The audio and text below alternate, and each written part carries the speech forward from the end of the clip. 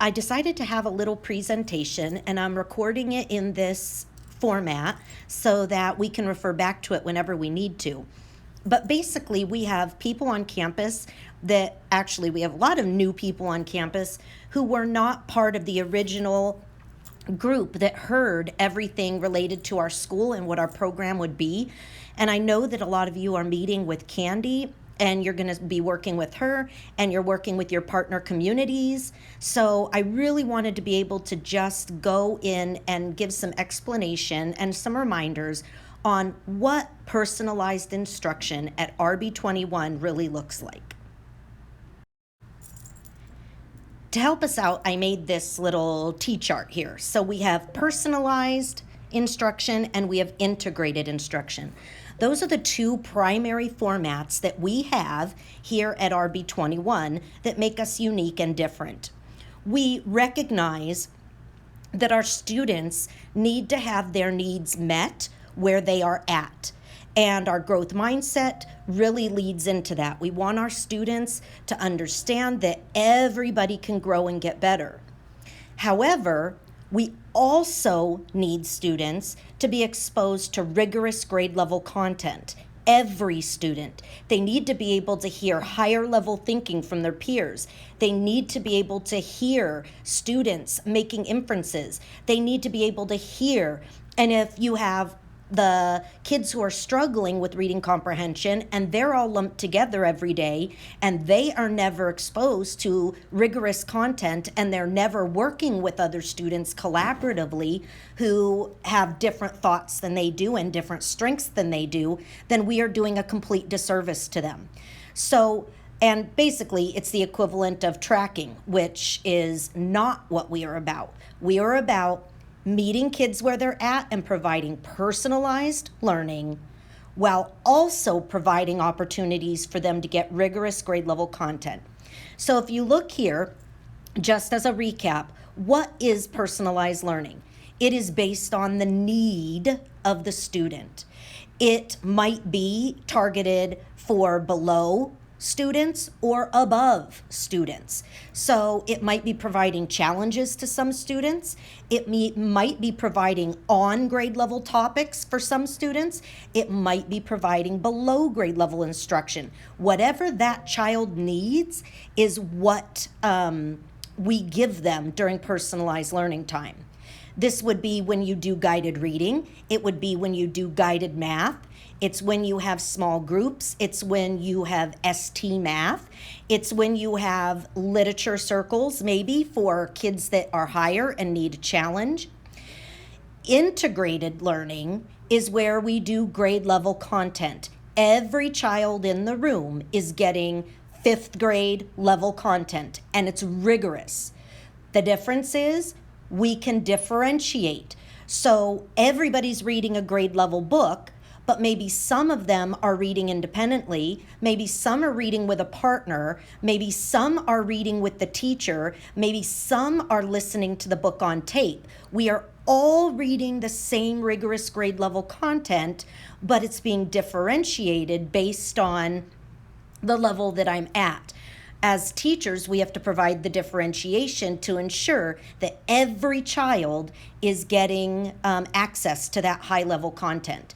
This is where you're doing your Joe Bowler, your mindset math. This is where you're doing number talks. This is where you would be doing wit and wisdom or the district units, depending on which one you've selected. Another way I'd like you to think about personalized learning is I have a book that I'm reading, and there are schools all over the nation that are implementing this.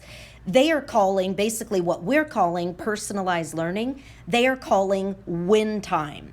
And WIN stands for what I need. This is the time where whatever it is I need in math and ELA, this is when I'm getting it. And you have school-wide WIN time. So who knows, maybe we'll want to move away and come up with, maybe we have Raptor WIN time and start using something like that. But that's a basic overview of the difference between personalized and integrated. So here's a little example. Here's a math example. Let's say you are a community and you have 3 facilitators. for your personalized learning time and understanding that you will be sharing students with your partner community, and you're going to be defining your roles with your partner community. But let's say there are 3 facilitators in a given community. You could have your students on ST Math, and 2 facilitators are pulling students in small groups based on their ST Math data or other data. When you go into ST Math, you can pull up if students are having difficulty on a given standard, or if they are having difficulty on a given idea or topic, or if they are, red flagged because they've gotten stumped.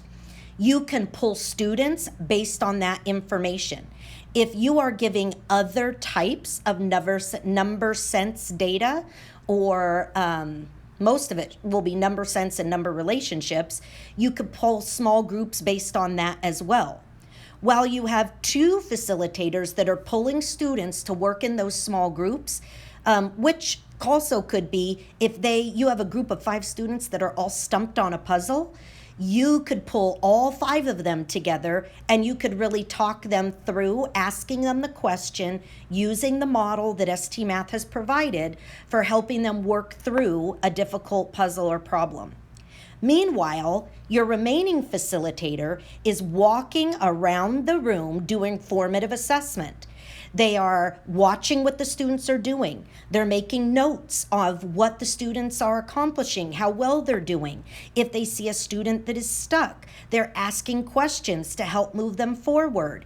If they see us, they can just go to a student and say, so what are you working on? See if they can verbalize what they're working on and what they're doing in the game and what they're trying to put together and why they're doing it. There's a lot of critical thinking that goes in, and so having one facilitator that is walking through and taking formative assessment, mental notes, and doing on-the-spot feedback and coaching is going to be really effective, so that every child is having an opportunity to get their needs met during ST Math. Finally, here's a simple ELA example. This is for, let's say, a community that has 4 facilitators, and you divide them up, group them up. You're going to be working with your partner community, so you're going to have more than 4 in almost every scenario. Our 1 and 2 is going to have 8 facilitators to work with. 3-4 is going to have 5 facilitators to work with, and community 6 is going to have 6 facilitators to work with. I almost forgot, we're hiring a new person. But here's an example. Maybe you have a group of students that really need to work on decoding and fluency. So one person is leading guided reading groups where they are working on decoding and they're working on fluency. Maybe you have another facilitator who is really, their expertise is with comprehension. So they're doing guided reading groups and they're pulling kids that need to work on comprehension with them. Maybe you have a group of students that still need phonics and phonemic awareness, and that facilitator is pulling those students and working with them on phonics and phonemic awareness. And then you have one facilitator who can be monitoring. If the students are working independently, they're monitoring the independent work, they are supporting them, they're talking to them, they're doing formative assessments, who's getting it, who's not getting it, and then they can regularly compile that data and talk with the rest of their team about what are they learning about the kids. That is literally the best way to find out what your kids are doing, is to have someone that's taking formative assessment, not formal assessment, but formative assessment during that time. So I hope that gives you a little glimpse so that when you work with Candy, you have a really clear picture of what personalized or win time is and what integrated is. All right?